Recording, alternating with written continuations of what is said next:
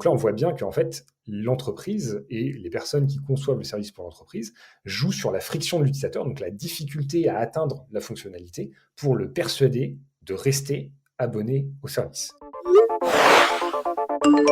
Je passe environ 7h20 par jour sur mon téléphone. Moi, en consommation Twitter, c'est genre... Je sais pas, genre tout le temps en fait. Je like, une photo que j'aime pas trop, je like quand même. Pour moi, c'est pas du vrai amour. M'en fous, je like. You got mail. T'es tellement conditionné dedans, et des fois quand tu dors, quand tu poses des questions qui n'ont pas lieu d'être, tu te dis mais attends, est-ce que j'ai fait mes plans? Attends, faut que je refaire. Dans la vie, je suis une jeune designer graphique, à la fois pour les supports imprimés et les interfaces. À la fin de mes études, lorsque j'ai rédigé mon mémoire sur l'hyperconnexion, le rôle du designer dans nos comportements et nos habitudes en ligne est un aspect qui m'a évidemment fasciné sur le sujet. Si vous n'êtes pas vous-même designer, laissez-moi vous expliquer. Les services que vous utilisez en ligne sont pensés et dessinés par des designers qui ont pour but de vous faciliter la vie sur le service. Grâce à leur travail, vous pourrez accéder à l'action que vous souhaitez réaliser en quelques clics. Ils font de leur mieux pour vous rendre l'interface agréable à l'œil et intuitive. Mais ils peuvent parfois avoir pour mission de vous piéger ou de jouer sur les raisonnements induits par votre cerveau pour vous inciter à faire un choix plutôt qu'un autre, ou vous faire passer plus de temps que prévu sur leur service à des fins marketing et ou commerciales. C'est ce que l'on appelle le design persuasif, et c'est le sujet de notre podcast du jour. Ce type de design est très présent sur les réseaux sociaux. Ils vont vous inciter à scroller à l'infini sur leur plateforme pour avoir l'occasion de vous proposer plus de contenu sponsorisé et donc de faire plus de bénéfices. Vous commencez à saisir le pouvoir du designer ? Mais un grand pouvoir implique de grandes responsabilités. Alors dans cet échange avec Carl Pino, nous verrons quelles sont les manipulations avec des exemples concrets pour vous permettre de les repérer, de développer votre regard critique sur celles-ci et de les contrer lorsque vous y êtes confronté. Cela vous permettra aussi de mieux comprendre votre relation presque addictive à certains services et vous procurer un sentiment de révolte face aux manipulations qu'il a créées. Carl Pino est coprésident des Designers Éthiques, une association de recherche-action autour de la conception responsable et durable.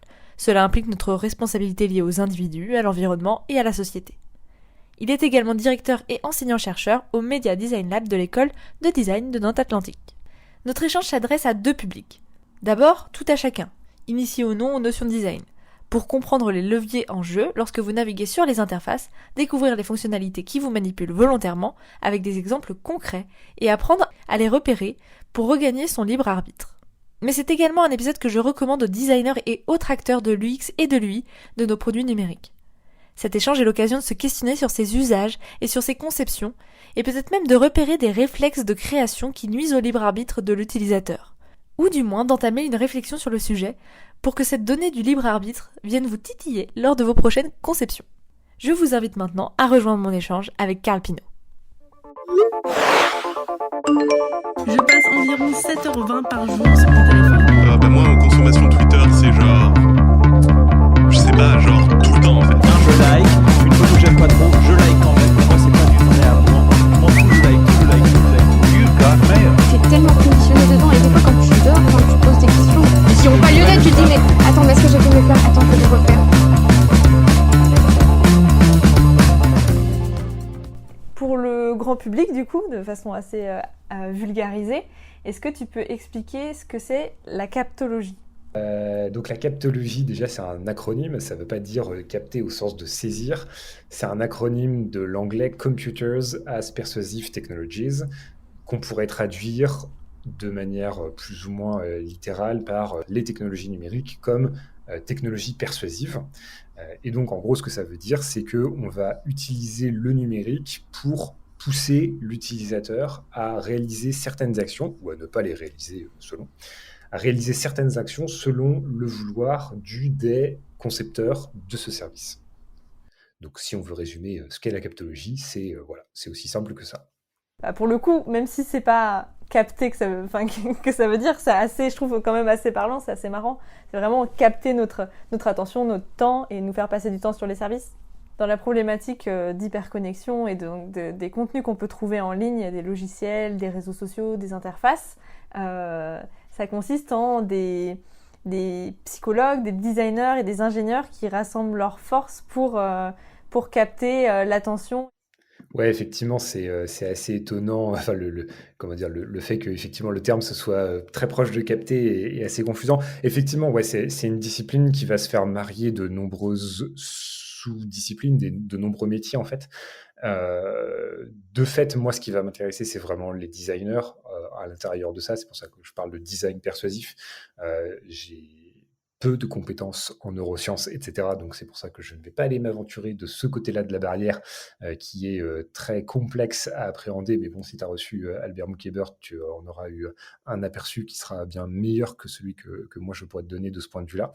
Mais effectivement, ouais, ce sont, différentes disciplines qu'on va réunir de manière à concevoir des services qui vont avoir cette capacité à, à faire réaliser par un utilisateur ce qu'ils ont envie que l'utilisateur réalise. Évidemment, c'est pas sur l'intégralité du service, ça va venir à certains moments clés. D'ailleurs, donc, une captologie, c'est une discipline qui a été inventée par un chercheur américain qui est relativement connu, qui s'appelle BJ Fogg, qui a créé à Stanford, à l'université de Stanford, un laboratoire qui est dédié à ces enjeux-là de captologie. Et en fait, Fogg, il va distinguer deux grandes formes de captologie, entre d'un côté ce qu'il appelle la macro-suasion. Donc là, c'est vraiment des applications, des services qui vont être dédiés à persuader l'utilisateur de faire quelque chose, mais l'utilisateur en a conscience. Donc c'est par exemple toutes les applications qui vont te pousser à faire du sport en te disant ça fait 15 minutes que tu es assis sur ta chaise, lève-toi et monte 3 étages. Donc là, l'utilisateur va le faire volontairement, il voit pertinemment qu'il est persuadé. Et donc il distingue ça, la macro-suasion, de la micro-suasion.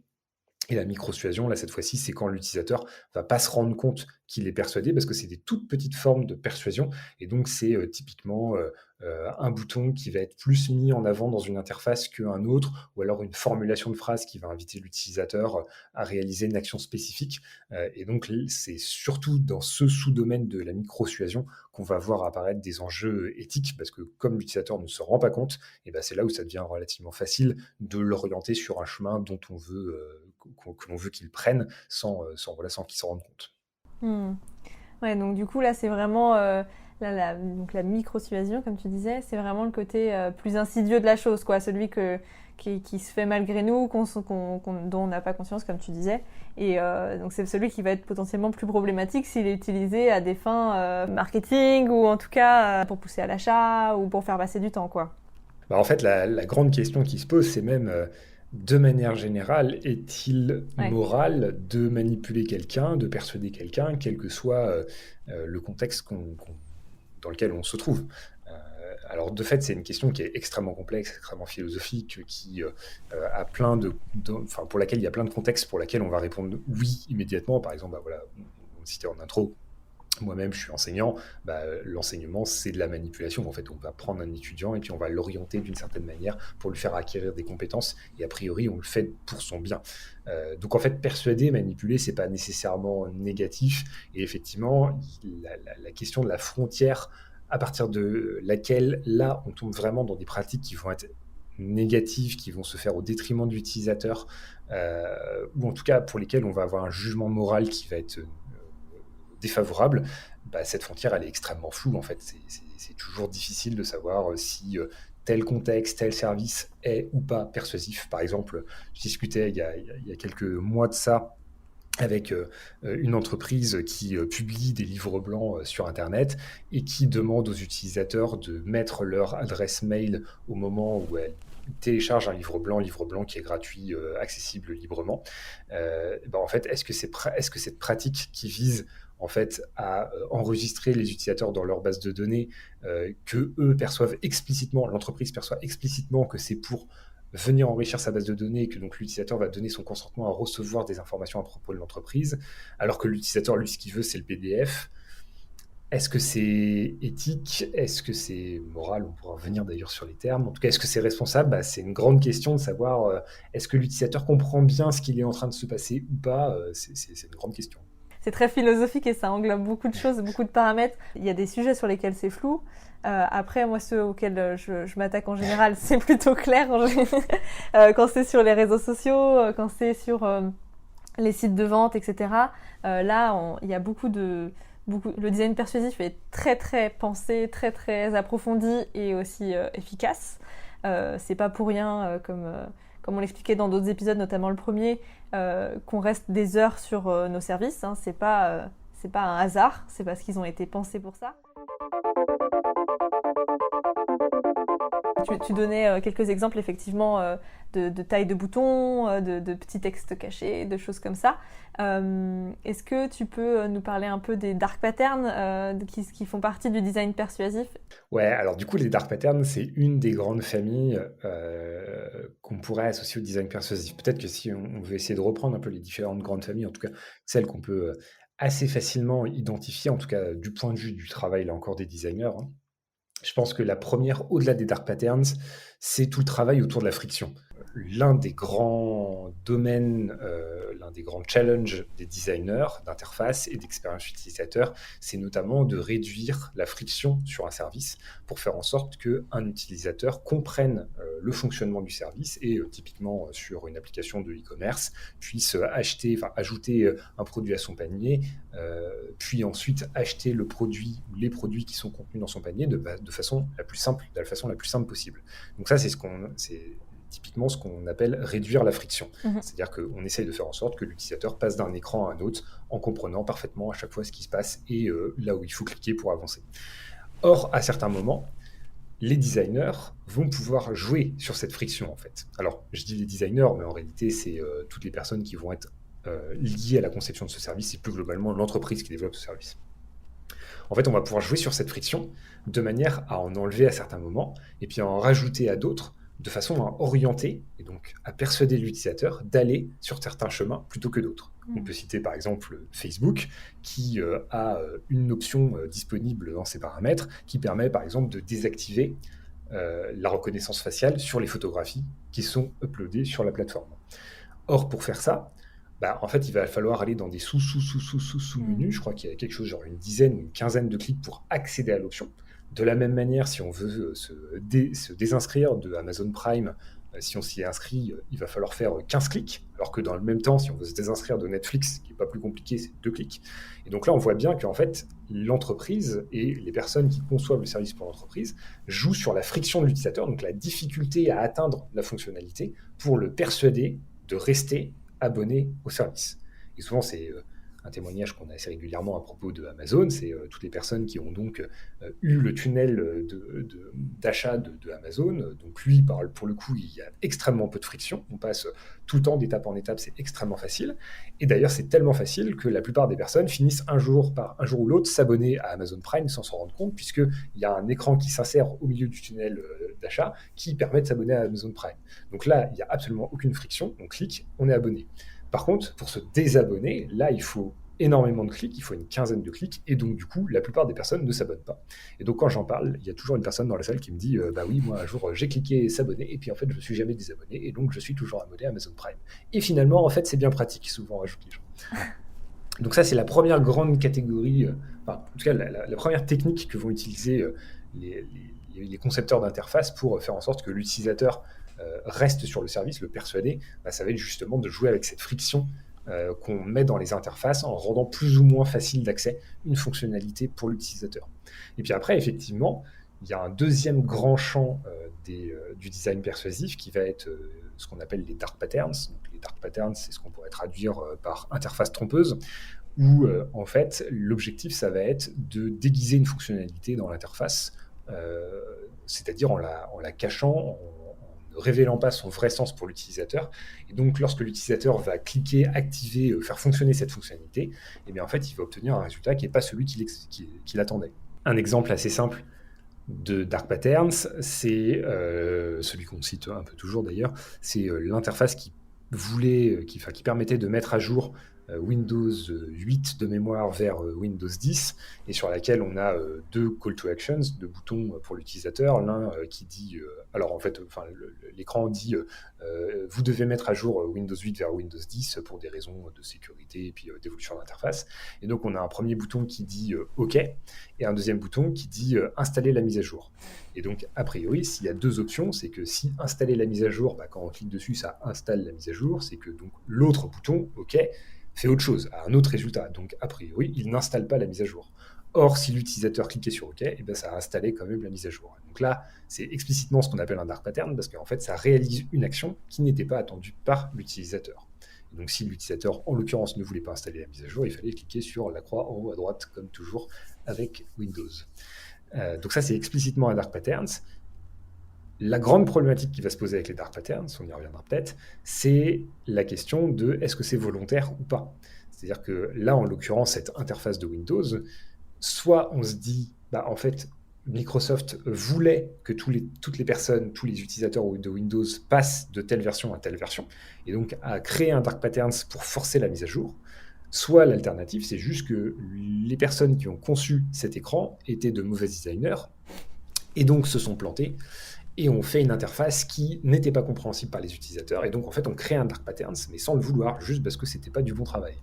Et donc c'est toujours ça qui est extrêmement difficile dans les interfaces, c'est de savoir, d'être capable de dire si ça a été fait de manière volontaire, ou si c'est juste une personne qui a mal fait son boulot. Ah ouais, je reviens sur l'exemple d'Amazon parce que c'est vrai qu'il est super parlant. Il faut être super concentré pour éviter de tomber dans le piège Amazon Prime, c'est clair. C'est super intéressant, la friction, effectivement, faciliter des chemins et en complexifier d'autres. Ça, il n'y a pas des réglementations ou des lois pour éviter les 15 clics quand même pour certaines fonctionnalités.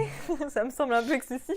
Il n'existe pas de loi aujourd'hui spécifique à la question des interfaces. Donc, typiquement, il n'y a aucune loi qui va dire telle fonctionnalité, c'est interdit. Alors, c'est un peu peut-être en train de changer parce qu'il y a certaines fonctionnalités qu'on identifie comme étant particulièrement problématiques, mais généralement, ce n'est pas une fonctionnalité problématique juste au plan de la persuasion. C'est une fonctionnalité qui va être problématique à différentes échelles, dont la persuasion, et donc du coup, on va l'interdire pour ça. C'est notamment le cas de l'autoplay qui a pas mal suscité de discussions ces derniers mois, et je crois qu'il y a une commission du Sénat qui proposait de l'interdire, parce qu'en fait, l'autoplay, déjà, c'est forcer l'utilisateur à regarder une vidéo, donc là, on est vraiment dans le design persuasif, mais c'est pas très bon en termes d'éco-conception, parce qu'en fait, on lance une vidéo qui est de fait le truc qui a la plus grande consommation d'énergie, le type de contenu avec la plus grande consommation d'énergie.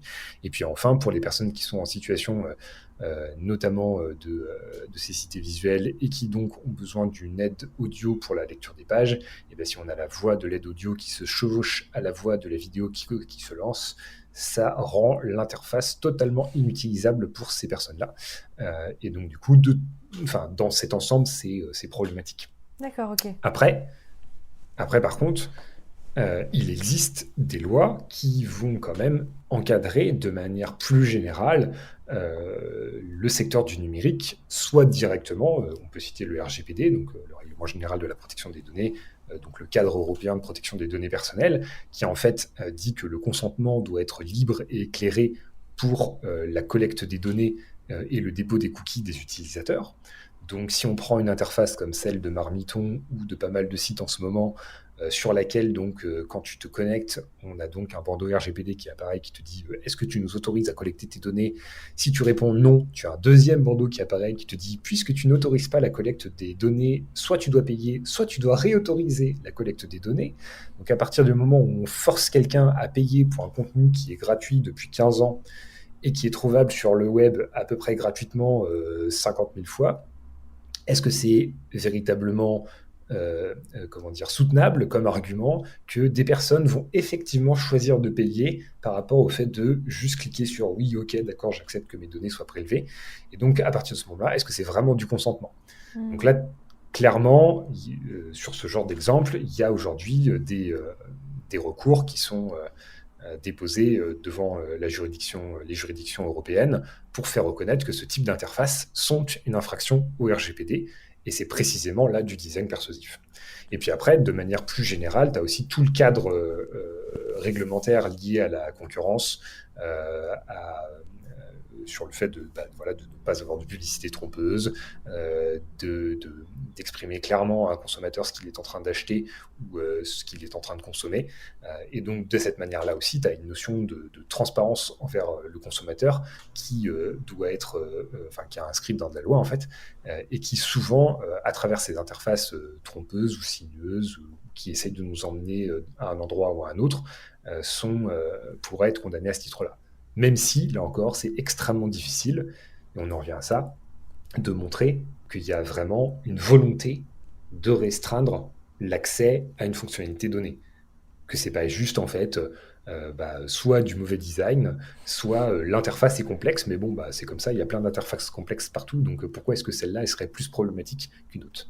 C'est vrai que pourquoi est-ce que de base, on n'a pas une option facile pour ne pas collecter les données et accepter uniquement les fonctionnels là, je vois, c'est un exemple typique de friction et de dark pattern parce que on voit bien que c'est beaucoup plus compliqué de désactiver les données que de les activer.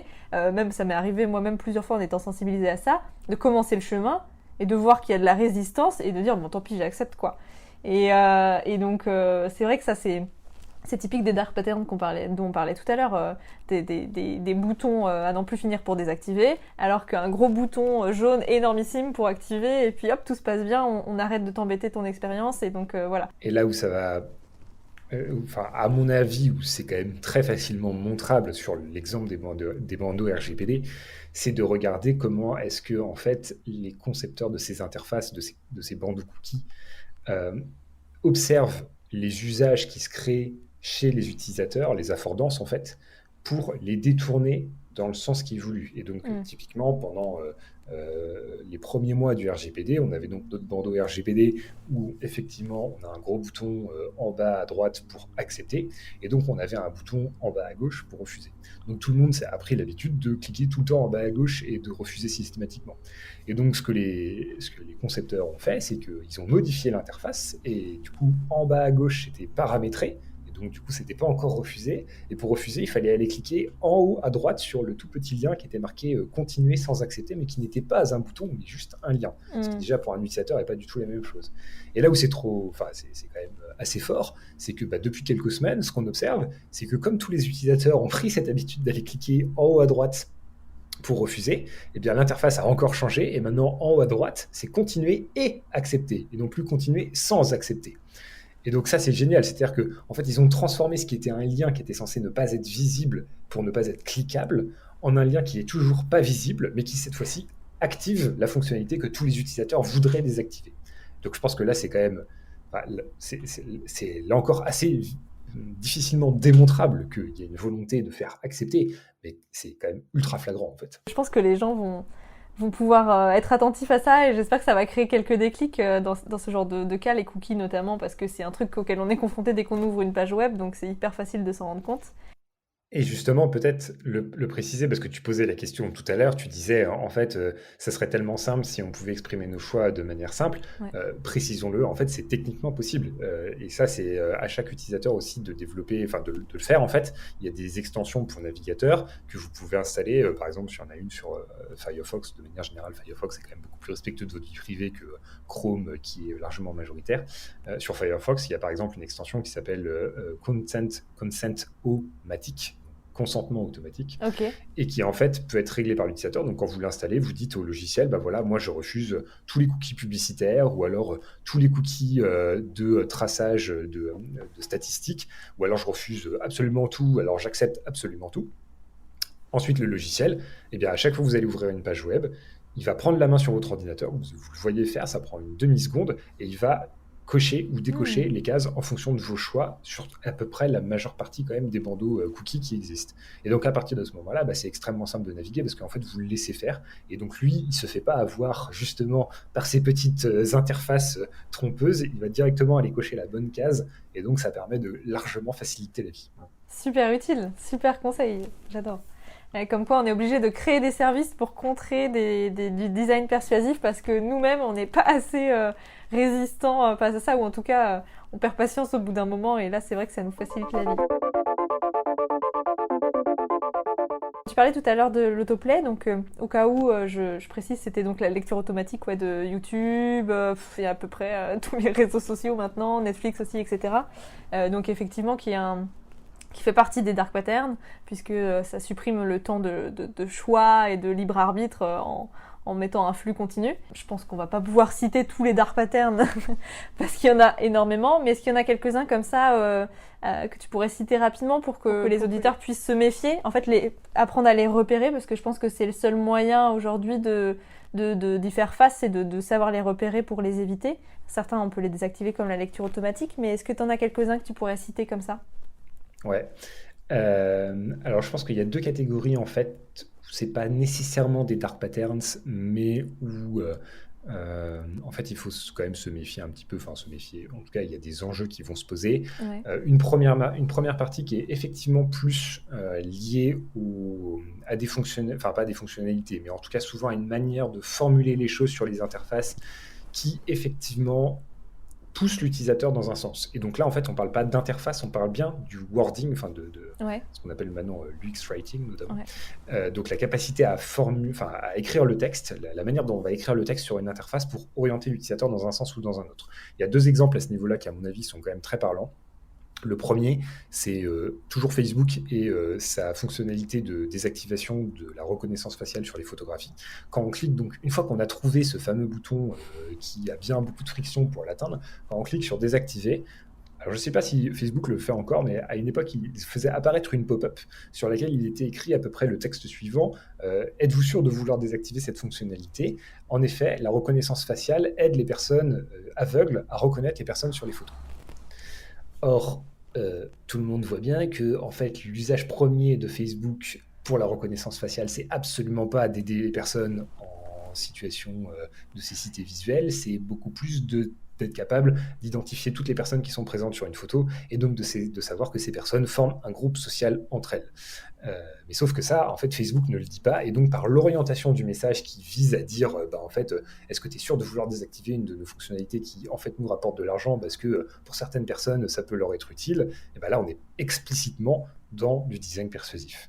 Une autre qui aussi est assez, en tout cas avait fait parler pas mal d'elle et qui à mon avis est beaucoup plus problématique d'ailleurs parce qu'elle a des conséquences qui sont cette fois-ci qui touchent pas seulement des utilisateurs au quotidien, au sens des consommateurs du numérique, mais qui va toucher des travailleurs du numérique, c'est l'interface de Uber pour ses chauffeurs, qui, lorsque certains chauffeurs disaient je souhaite me déconnecter, donc je souhaite arrêter de travailler, en fait, l'interface affichait une pop-up qui leur disait êtes-vous sûr de vouloir arrêter l'application ? Vous êtes à X dollars, par exemple à 6 dollars, de vous faire 40 dollars net. Et donc là, en fait, ce qui se passe, c'est que la plateforme Uber étant manque de chauffeurs à un instant T dans une ville donnée, et donc a besoin de plus de chauffeurs pour répondre à la demande, et donc elle va pousser les chauffeurs qui souhaitent se déconnecter en fait à rester, à continuer à travailler en leur envoyant ce genre d'incentive, de façon à pouvoir répondre à cette demande. Alors là, on est clairement dans de la manipulation de quelqu'un qui en fait est dans une situation professionnelle, qui peut-être conduit depuis des heures et des heures, 6, 8, des fois plus que ça, en termes de temps, et qui a peut-être juste envie d'aller se coucher parce qu'elle est fatiguée, et donc la faire continuer à travailler et à rouler, ça peut même être dangereux pour en fait tous les usagers de la route. Donc là, on est vraiment sur en fait des interfaces persuasives qui ne tiennent absolument pas compte de leur environnement, parce qu'en fait, finalement, l'interface se fiche complètement de savoir, enfin les algos aussi derrière, se fichent totalement de savoir si la personne elle roule depuis 2, 3, 4, 5, 6, 7, 8 heures. Et donc ça a des conséquences qui sont de vraies conséquences. Et c'est notamment quelque chose qu'on citait, non pas pour les chauffeurs de voitures, mais pour les livreurs à vélo, qui doivent remplir des challenges.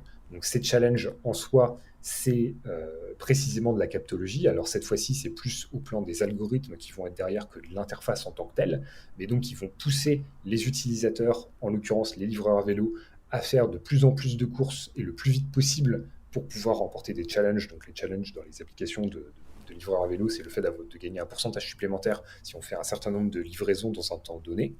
Or, comme ça les pousse à aller plus vite, ça les pousse aussi à enfreindre le code de la route. Et en 2018, il y a un livreur en France à Bordeaux qui se fait renverser par un camion parce qu'il avait écrit un feu rouge, parce qu'il était en train de faire un challenge. Et donc ça pose la question de la responsabilité des entreprises, parce que le gars, il est mort, quoi. Ouais. Et donc du coup, voilà, la persuasion, en fait, faut essayer de comprendre dans quel univers ça se situe, c'est-à-dire que ça peut nous concerner, nous, en tant que consommateurs, au quotidien, et auquel cas, ça pose pas trop de problèmes. Enfin, ça pose pas trop de problèmes, disons qu'il n'y a pas mort d'homme, justement. Mais quand ça commence à toucher à des travailleurs, à des situations professionnelles dans lesquelles, en fait, les gens ont aussi des droits, là, ça commence souvent à poser un peu plus de problèmes, surtout que ça cible généralement des personnes qui ont des travails assez précaires. C'est vrai que moi, j'étais plus confrontée à la problématique de l'usager lambda et de sa consommation, mais c'est vrai que quand tu pousses à ce niveau-là, c'est vraiment très problématique, quoi. Et effectivement, j'espère qu'il va y avoir un encadrement plus précis à ce niveau-là, parce que ça joue sur énormément de problématiques humaines. Et après, il y a une deuxième grande catégorie. Alors cette fois-ci, en fait, c'est plutôt les fonctionnalités qu'on regarde même plus tellement pour nous, elles sont obvious, enfin évidentes, on les croise tellement partout, mais qui sont en fait quand même les catégories, enfin les fonctionnalités qui permettent le plus d'amener du design persuasif, parce qu'en fait, ce sont les catégories qui vont aller justement capter, au sens du crochet, attraper l'utilisateur et le ramener sur les applications. Et là, en fait, c'est les fonctionnalités qu'on utilise tous au quotidien, quoi. C'est notamment les notifications. Les Ouais. notifications, c'est ce qui permet aux applications de nous attraper quand on n'est pas sur l'application pour nous y faire revenir. C'est ce dont rêvait le monde de la télévision. Si la télévision avait pu inventer les notifications, il l'aurait fait depuis longtemps, parce que c'est ce qui permet précisément de faire venir ou de faire rester un utilisateur sur son service en lui envoyant un push. Donc ça, typiquement, la notification, c'est la fonctionnalité persuasive par excellence. Et puis une autre fonctionnalité persuasive par excellence, c'est les fils d'actualité infinis. Où en fait, quand on a son téléphone et qu'on scrolle, et en gros, à chaque fois que tu scrolles, tu fais apparaître un nouveau contenu, donc tu as un phénomène de récompense aléatoire, et donc du coup, ça donne envie de continuer à scroller, à scroller, à scroller. Et comme par hasard, généralement, ces fonctionnalités sont déployées sur des fils d'actualité qui ne sont pas triés par ordre chronologique, mais par ordre thématique, ce qui fait que tu ne sais pas quand tu arrives au contenu que tu aurais déjà pu voir la dernière fois que tu es venu sur l'application. Donc tu continues à scroller.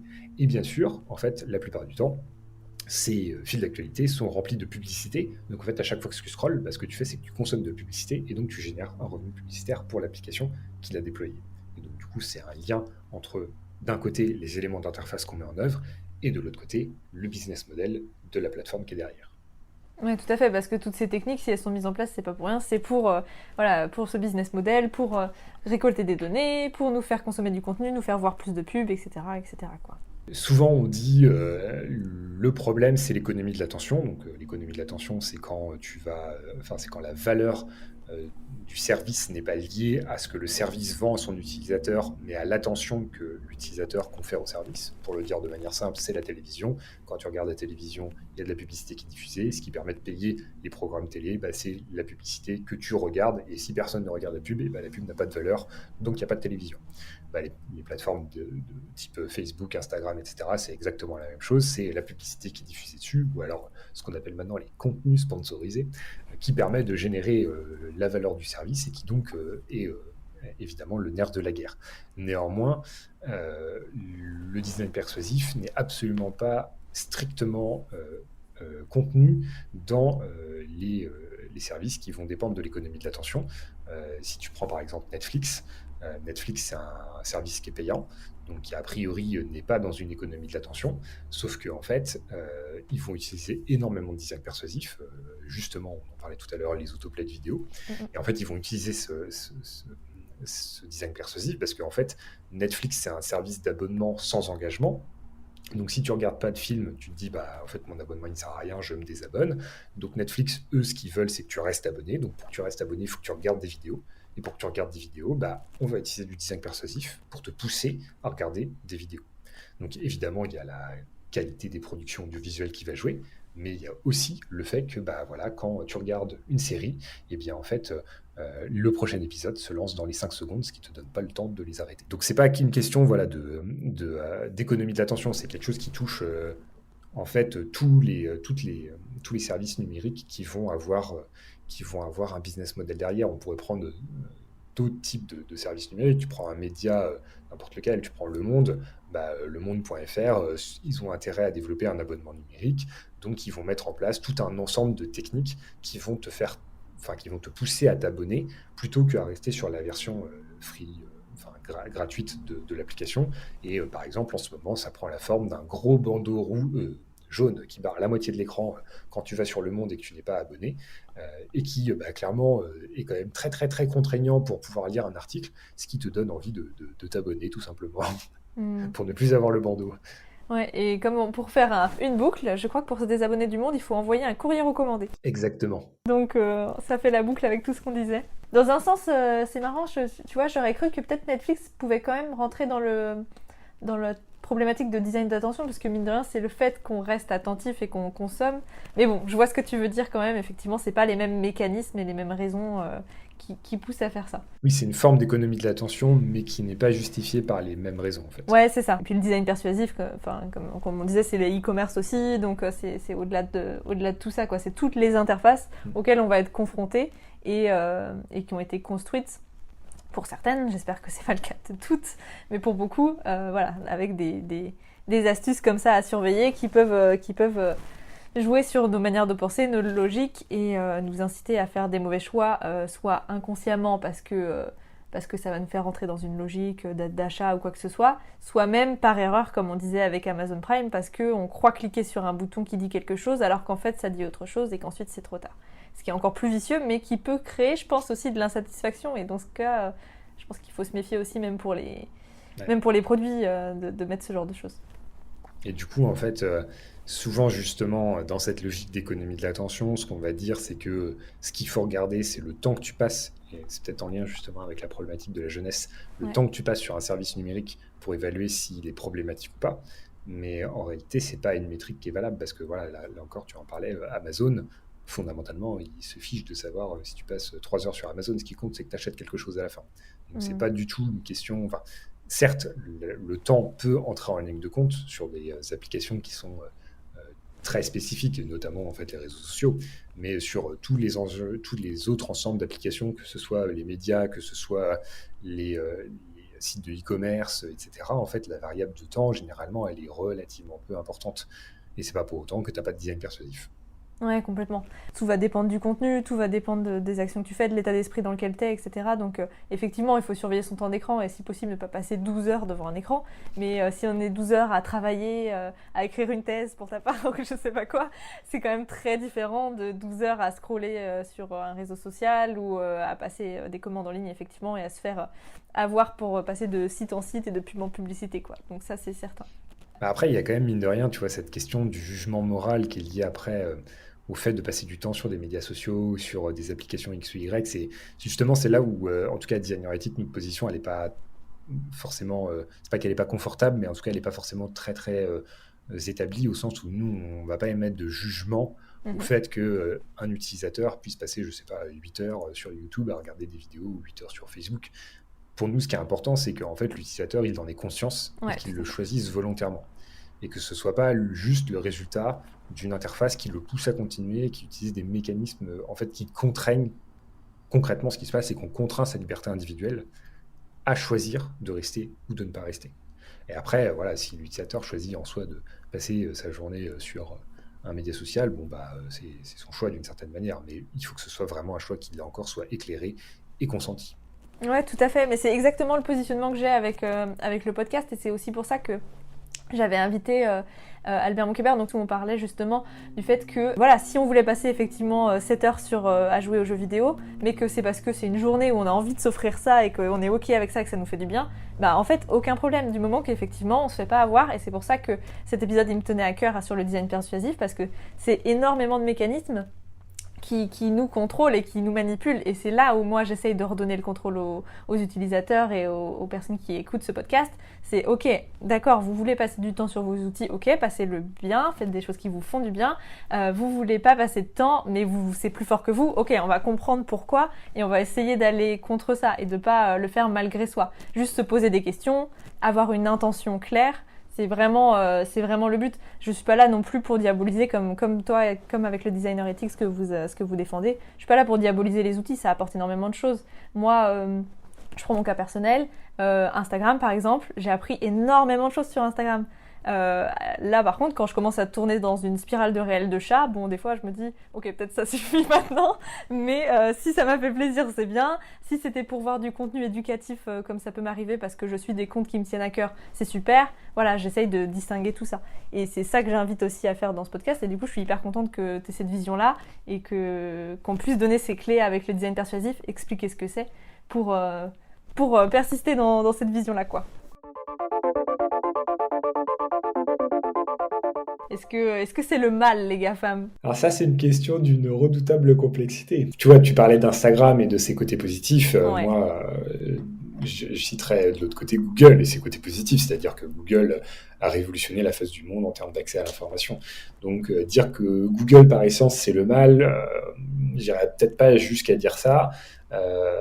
Justement leur devise Don't be evil, mais effectivement de ce vers quoi ils tendent, on déchante un peu quand même des premiers moments du numérique et de l'aventure des pionniers du web dans les années 90 et la première partie des années 2000 en fait.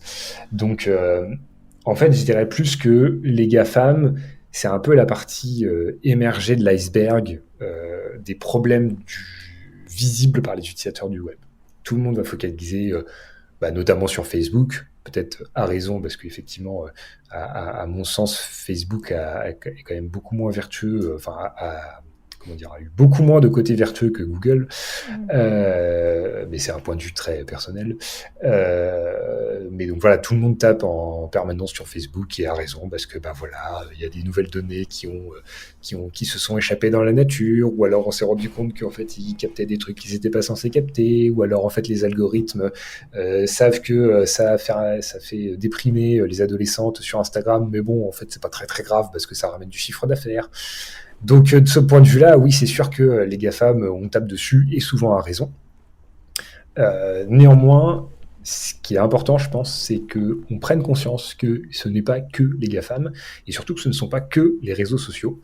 Et notamment, je pense, du point de vue des parents, si tu fais un podcast notamment dédié aux questions de jeunesse, moi, ce qui me frappe souvent, c'est que les adolescents sont quand même plutôt conscients des enjeux qui vont se poser autour du numérique, des enjeux que ce soit de temps d'écran, justement on en parlait, de captation de données personnelles, de fake news avec des guillemets, etc. Et que paradoxalement, les adultes qui les encadrent et qui souvent leur disent qu'ils comprennent rien et qu'il y a plein d'enjeux derrière, sont les premiers à mettre leurs photos de vacances sur Facebook. Et donc je pense que justement, en fait, c'est à tout le monde de se réinterroger sur ses propres usages, sur son propre téléphone. Est-ce qu'on connaît si bien que ça la façon dont fonctionnent toutes les applications qu'on utilise sur son téléphone portable? Est-ce qu'on connaît bien le modèle économique de toute application qu'on a installée sur son téléphone portable et pourquoi elle nous délivre le service qu'elle est censée nous délivrer? C'est à mon avis des questions qu'il faut que tout le monde se pose et qu'on n'attribue pas juste aux jeunes, avec des guillemets. Mais donc voilà, je pense que c'est vraiment important qu'en fait cette question on se la pose tous et qu'on ne l'attribue pas juste à une certaine catégorie de la population. Ouais, complètement. Ce à quoi ça m'a fait penser aussi, c'est que souvent il y a une impulsion de base qui était quand même super innocente et vertueuse, et que c'est ensuite que c'est créé ce système, effectivement, ce business model, et qui est devenu de plus en plus complexe et de plus en plus persuasif, et on est allé dans le toujours plus et on est arrivé au trop. C'est pour ça que d'ailleurs il y a beaucoup de repentis de la tech qui ont créé des services et qui maintenant sont complètement affolés de ce que c'est devenu et des pouvoirs que ça peut avoir malgré eux. En tout cas voilà, c'est pas tout maléfique, mais des fois on est obligé d'utiliser les grands moyens aussi pour pas tomber là-dedans, même si il y a des bonnes notions de partage, de contenu gratuit, de créativité, etc., etc. Super, je vais passer à la dernière question du coup. J'aime bien, dans mon podcast, pouvoir donner des conseils, des challenges, un moyen d'avoir une action directe qui découle de ce qu'on a pu voir ensemble. Est-ce que tu as un challenge à proposer ? Je pense à 2 challenges possibles. Le premier, ça serait d'installer une extension sur son navigateur qui s'appelle Minimal. Ok. Et qui, comme son nom l'indique, propose un web minimaliste. Et donc, notamment quand on va sur YouTube, c'est là où c'est le plus flagrant, et ben en fait, ça va enlever tous les éléments d'interface qui sont inutiles pour une expérience minimaliste, c'est-à-dire regarder une vidéo. Donc en fait, ça veut dire que ça enlève l'autoplay, ça enlève les recommandations, ça désature les vignettes, ça met les logos en noir et blanc au lieu de les avoir en couleur. En fait, ça permet de retrouver une interface minimaliste pour consulter une vidéo, et donc ça évite que les personnes se plongent et se perdent dans des fils de recommandations de vidéos qui s'enchaînent en autoplay. Donc ça, c'est peut-être le premier challenge si ça intéresse d'autres gens. Et après, un challenge peut-être plus participatif. intéressant probablement à faire aussi en famille, et pour en revenir à la question du temps d'écran, qui en fait peut quand même, enfin, là où c'est une métrique qui est intéressante, c'est qu'elle est extrêmement simple et que en fait tout le monde peut l'avoir. En fait, ce serait de discuter, déjà de regarder combien de temps on passe sur son téléphone. Mais après, ce qui est intéressant, à mon avis, c'est d'en discuter avec sa famille ou avec ses amis pour savoir combien de temps chacun passe dessus. Et puis, surtout, sur quel type d'application, ce qui en dit beaucoup de nos vies numériques et de la manière dont on interagit aussi avec le reste du monde, puisque quand on n'est pas sur son téléphone ou son ordinateur, a priori, on discute avec d'autres gens. Donc je pense que ça, c'est un challenge qui est aussi intéressant. C'est d'ailleurs, nous, un challenge qu'on propose à Nantes aux étudiants qui suivent nos cours d'éthique numérique. Très bon challenge, je valide totalement, c'est parfait.